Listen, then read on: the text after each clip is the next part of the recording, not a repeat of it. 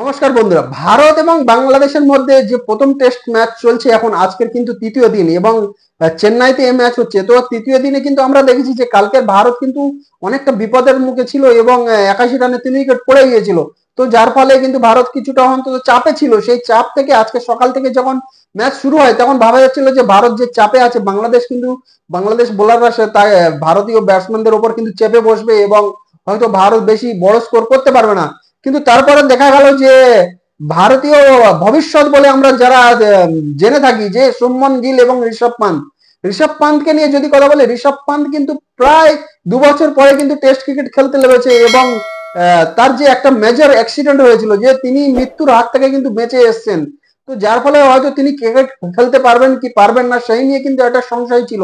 সেই সংশয়ে তারপরে বিসিসিআই কিন্তু অনেক হেল্প করেছে, যার ফলে কিন্তু ঋষভ পান্ত আস্তে আস্তে তিনি রিকভার হয়েছেন এবং যে টি-20 ওয়ার্ল্ড কাপ হয়েছিল সেখানে কিন্তু তাকে সিলেক্ট করা হয়েছিল এবং টি-20 ওয়ার্ল্ড কাপে তাকে ওয়ান ডাউনে ব্যাটিংও করানো হয়েছিল। কিন্তু সেই পুরানো ঋষভ পান্তকে আমরা সেই টি-20 ওয়ার্ল্ড কাপে আমরা দেখতে পাইনি, যে তিনি সেভাবে মানে সেই রকম ফর্মে কিন্তু ছিলেন না। তিনি উইকেট কিপিং করেছিলেন না, সে কিন্তু সেই রকম সেই পুরানো ঋষভ পান্তকে আমরা দেখতে পাইনি। যার ফলে ফের নতুন করে কিন্তু এই বাংলাদেশ টেস্ট সিরিজেও কিন্তু ঋষভ পান্তকে সিলেক্ট করা হয়েছে এবং প্রথম প্রথম ইনিংসে ব্যাটিং করতে লেগে ঋষভ পান্ত কিন্তু তিনি তেমন কিছু করতে পারেনি, মাত্র 37 রান করেছিলেন। তো ভাবা হচ্ছিল যে প্রায় 2 বছর পরে ঋষভ পান্ত খেলতে লেগেছে, তার হয়তো সেট হতে বা সেই ফর্মে ফিরে আসতে কিন্তু কিছুটা সময় লাগবে। যে এত তাড়াতাড়ি তো তিনি ফর্মে ফিরে আসবেন, তো হয়তো 2-4টে ম্যাচ হয়তো লাগবে তার ফর্মে ফিরে আসতে। কিন্তু আমরা দেখলাম দ্বিতীয় ইনিংসে যখন ভারত ব্যাটিং করতে লাগবে, যে ভারতীয় টপ অর্ডার তাড়াতাড়ি কিন্তু 81 রানের মধ্যে 3টে উইকেট পড়ে গেছিল। তারপরে আমরা যদি দেখি যে ঋষভ পান্ত কিন্তু পুরানো ফর্মে ফিরে এসেছেন এবং তার যে অ্যাক্সিডেন্ট হয়েছিল সেই অ্যাক্সিডেন্টের আগে যে ঋষভ পান্তকে আমরা দেখেছিলাম, সেই ঋষভ পান্ত কিন্তু ফেরত এসছে এবং তিনি কিন্তু তার ক্যারিয়ারের 6 নম্বরতম সেঞ্চুরি এবং করে ফেলেছেন এবং দুর্দান্ত পারফরমেন্স করেছে, যে ভারতকে বিপদের হাত থেকে কিন্তু রক্ষা করেছেন। আরেকজন ঋষভ পান্তের কথা তো হয়ে গেল, আরেকজনের কথা যদি বলি যে শুভমন গিলকে কিন্তু আমরা ভারতীয় ক্রিকেটে প্রিন্স হিসেবে আমরা ধরি। যে বিরাট কোহলি যদি কিং হয় তাহলে শুভমন গিল কিন্তু প্রিন্স। কারণ শুভমন গিলের যে পারফরমেন্স, সেই পারফরমেন্স নিয়ে যদি আমরা কথা বলি, তিনি ওডিআইতে কিন্তু অনেকটা সাকসেসফুল এবং টি-20তে কিন্তু সেভাবে তিনি সাকসেস পাননি এবং প্রতিনিয়ত টি-20 ভারতীয় টিমে কিন্তু তিনি জায়গা পান না।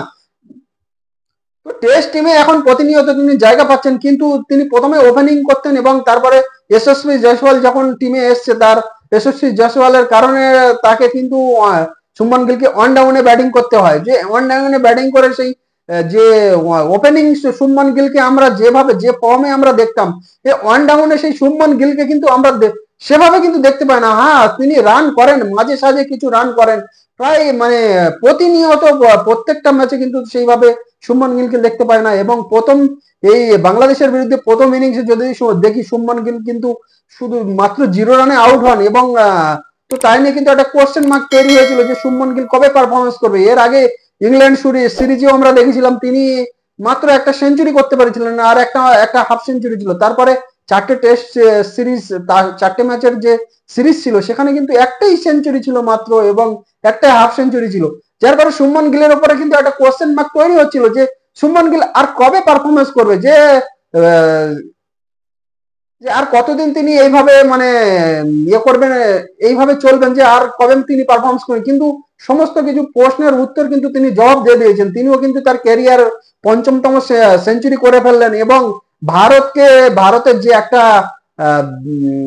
পার্টনারশিপের দরকার ছিল, সেটা শুভমন গিল এবং ঋষভ পান্তের মধ্যে 167 রানের একটা বড় পার্টনারশিপের ফলে ভারত কিন্তু অনেকটা মানে ভালো পজিশনে আছে এবং জেতার মুখে কিন্তু ভারত এই টেস্ট কিন্তু জেতার মুখে আছে। তো এই দুজনের কথা যদি বলি, দুজন কিন্তু ভারতীয় টিমের কিন্তু ফিউচার, ভবিষ্যৎ।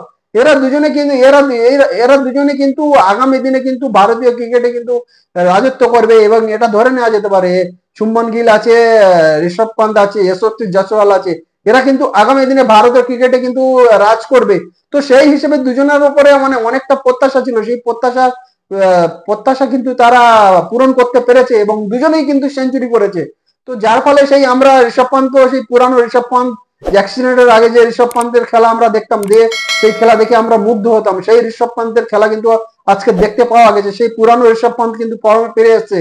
এবং শুভমান গিল কিন্তু যে তার উপরে মাঝে মাঝে যখন কোনো কোশ্চেন মার্ক আছে, যে প্রশ্ন তৈরি হয় যে কেন তিনি পারফরমেন্স করতে পারছেন না, কিন্তু তখন কিন্তু তিনি পারফরমেন্স দিয়ে কিন্তু সেইগুলো জবাব দেয়। সে আজকেরও কিন্তু সেই শুভমান গিল তিনি জবাব দিয়েছেন এবং দুজনে কিন্তু দুর্দান্ত পারফরমেন্স করেছে এবং দুজনেই সেঞ্চুরি করেছে।